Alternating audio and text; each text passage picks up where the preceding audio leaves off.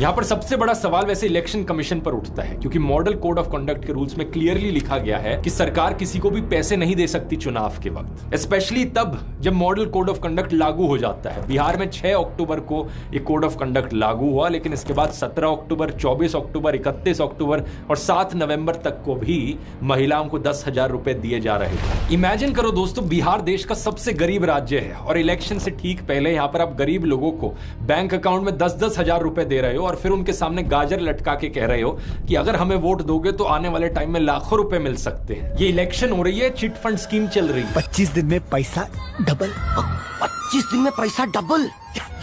Interesting चीज यह है दोस्तों कि अगर अपने देश का इतिहास देखोगे, जब भी स्टेट गवर्नमेंट्स ने ऐसा कुछ करने की कोशिश करी थी तो इलेक्शन कमीशन ने किसी भी हालत में ये सब होने नहीं दिया था। जैसे कि मार्च 2004 में इलेक्शन कमीशन ने तमिलनाडु की जयललिता सरकार के किसानों को पैसे देने पर रोक लगा दी थी, जबकि ये स्कीम तो मॉडल कोड ऑफ कंडक्ट लागू होने से 1 साल पहले से चल रही थी। इसी तरह मार्च 2011 में तमिलनाडु में ही इलेक्शन कमीशन ने डीएमके सरकार की फ्री कलर टीवी देने की स्कीम पर भी रोक लगा दी थी। ये स्कीम भी सितंबर 2006 से चल रही थी, लेकिन इलेक्शन कमीशन ने कहा अगर इलेक्शन नजदीक आ रही है तो इस तरीके से फ्री सामान नहीं बांटा जा सकता। इसका और रीसेंट एग्जांपल देख लो, मार्च 2024 में आंध्र प्रदेश सरकार को 6 स्कीम्स के तहत लोगों को 14,000 करोड़ रुपए ट्रांसफर करने से रोक दिया गया था। नवंबर 2023 में तेलंगाना की बीआरएस सरकार किसानों को पर एकड़ 5,000 रुपए देना चाहती थी, लेकिन उन्हें रोक दिया गया था क्योंकि फाइनेंस मिनिस्टर हरीश राव ने अपने चुनाव प्रचार में कहा था कि 30 नवंबर को वोटिंग से एक दिन पहले किसानों के अकाउंट में पैसा आना शुरू हो जाएगा। अब जाहिर सी बात है, ये चीज एक तरीके की रिश्वत ही है। अगर आपको वेलफेयर स्कीम लागू करनी ही है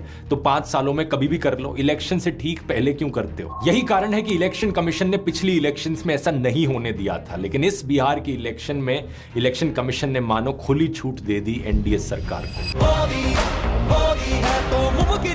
ना सिर्फ इलेक्शन चलते चलते उन्हें पैसे बांटने दिए गए, बल्कि इसके अलावा सुनो, वोटिंग के दौरान 1,80,000 से ज्यादा जीविका दीदी को वॉलंटियर्स के तौर पर इलेक्शन ड्यूटी पर लगा दिया। यानी कि जिन महिलाओं को 10-10 हजार रुपए मिल रहे थे उन्हें इलेक्शन ड्यूटी पर भी लगा दिया गया कि जाओ सबको जाकर बताओ ये चीज। मेरी राय में सिर्फ एक यही चीज पूरी इलेक्शन को खारिज करने के लिए काफी है, लेकिन 5 और सबूत हैं। दूसरा सुनो, डुप्लीकेट